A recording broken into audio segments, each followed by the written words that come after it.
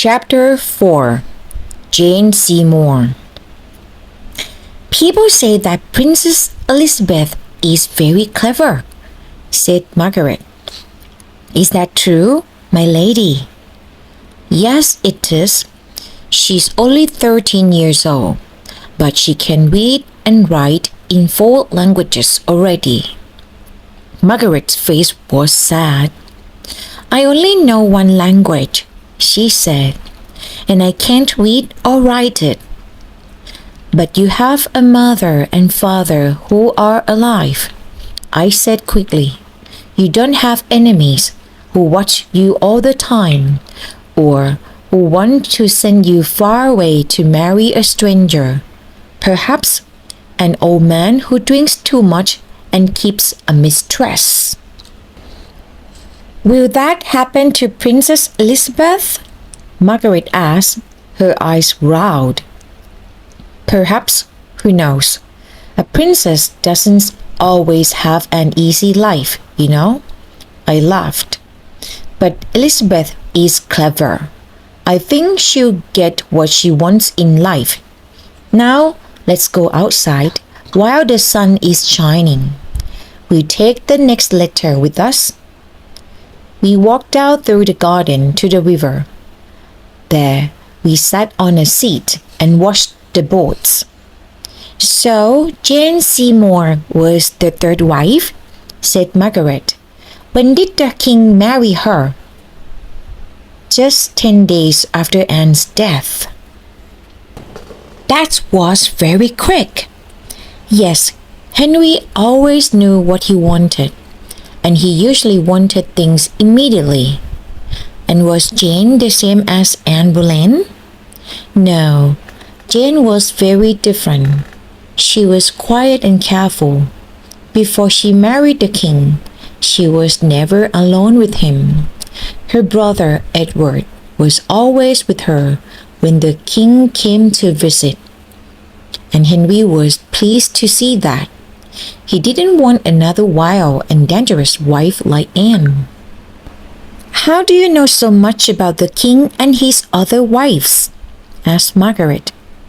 I have lived for many years in palaces, Margaret, I said, smiling. And palaces are full of people, coming and going, talking in commerce, telling secrets. If you listen, it's not difficult to learn things. So was Jane a nicer person than Anne? I think she was. She was very kind to Henry's daughters, Princess Mary and Princess Elizabeth. She was like a mother to both of them. Jane was clever too, and she quickly learned to listen to Henry. She didn't try to tell him what to do. And with her brown hair and white face, she also looked very different to Anne Boleyn. And what about the king at this time? Was he still handsome? Oh no, he was beginning to get fat, and his face was just like a big potato, not like the picture in Whitehall Palace. But was he happy? Asked Margaret. Yes, I think he really loved Jane. And of course, she also gave him a baby boy, who is now our King Edward. A son at last for the king. But what happened to Jane? Did he get tired of her too? Or was she the one who died? Yes, she died soon after Edward was born. How sad! She gave the king a son and then she died. Let's read the letter now. I opened it, and a piece of brown hair fell out. I showed it to Margaret. What soft hair, she said, touching it. Is it Jane's? Yes, I think so. I began to read. Hampton Court Palace, 22nd October 1537.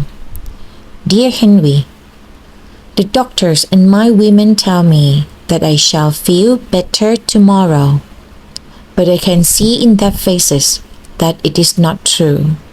I cannot sleep or eat, and a fire bumps in my body day and night. I know that I shall soon be dead. But I have given you a son, Henry, and I can die happy, knowing that Edward will be the king after you. I will never see the day when he becomes king, but I pray that God will give him a long and happy life. Please look after dear Edward and tell him all about me. Here is a piece of my hair, a small present from a dying mother to her baby son.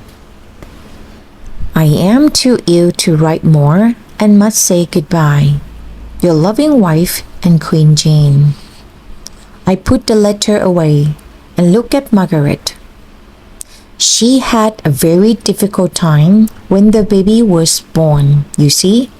It took 3 days and 2 nights before the baby arrived. Poor Jane was very tired and ill. She died 12 days later, very soon after this letter. How terrible, said Margaret. She touched the piece of Jane's hair again. And was the king sad?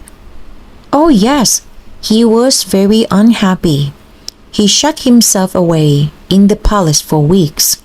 All England was sad, and every church in the country said prayers for poor Queen Jane. She was buried at Windsor, and Henry is now buried next to her. Just then, Uncle William came up behind us. Ah, Uncle, I said, let's go in and have some lunch.